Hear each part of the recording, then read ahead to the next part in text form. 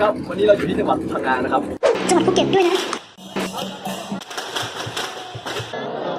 นี่ครับผมไม่ได้มาคนเดียวนะครับผมพาเพื่อนมาด้วยครับด้วยการถ่ายรูปกับเพื่อนเองในโทรศัพท์มือถือแค่นี้เองเดี๋ยวเราไปดูดีกว่าว่าจะเป็นยังไง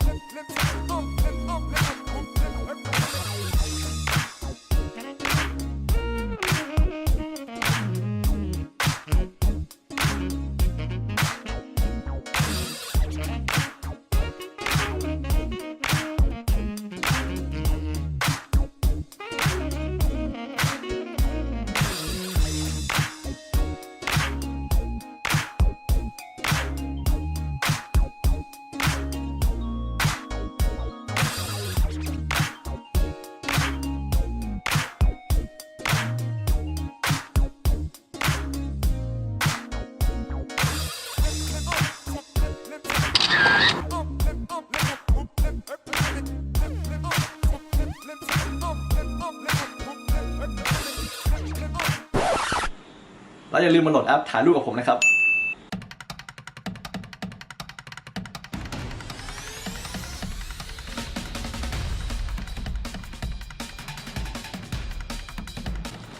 สำหรับใครที่ต้องการถ่ายรูปและก็อยากได้แอปแบบนี้ฟรีๆครับเราสามารถที่จะติดต่อได้ทางนี้เลย